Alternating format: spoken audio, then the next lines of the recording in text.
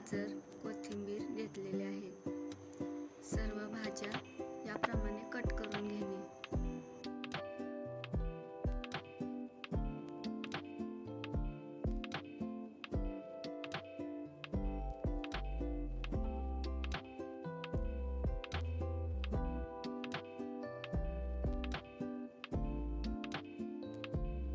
इथे मी पनीर पण घेतलेला आहे, तोही कट करून घेऊया.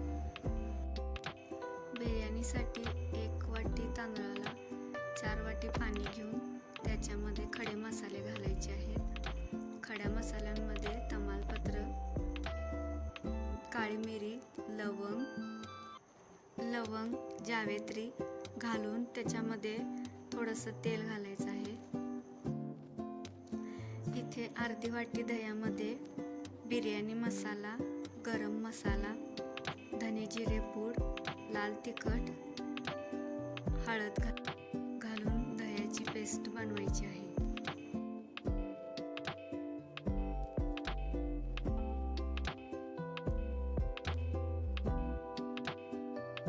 इथे तांदूळ 50% शिजवून त्यामधील सर्व पाणी निथळून घ्यायचे आहे आणि बाजूला गार करण्यासाठी ठेवायचे.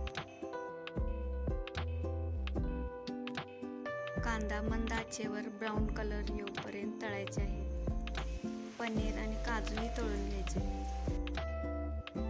इथे मी ज्या भाज्या माझ्याकडे अवेलेबल होत्या त्याच वापरलेल्या आहेत. तुम्ही याच्यामध्ये वाटाणे, बीन्स वगैरे वापरू शकता.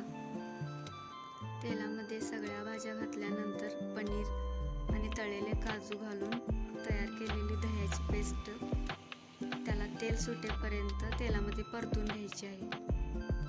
त्यानंतर त्याच्यामध्ये चवीनुसार मीठ आणि थोडीशी साखर घातलेली आहे.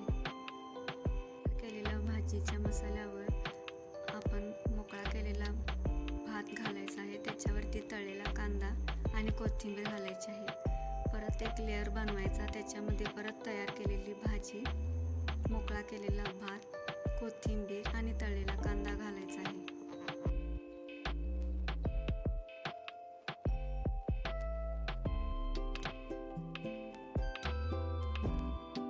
दुधामध्ये केशर घालून ते या बिर्याणीवरती घालायचे आहे आणि बिर्याणी 5 मिनिटं शिजवून घ्यायची.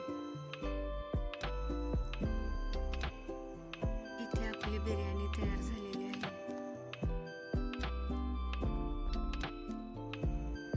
बिर्याणी एका प्लेटमध्ये घेऊन खाण्यासाठी सर्व करावी.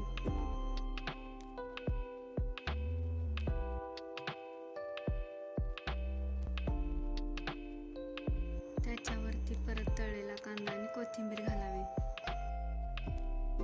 अशाच रेसिपीजसाठी व्हिडिओला लाईक, शेअर अँड सबस्क्राईब करा.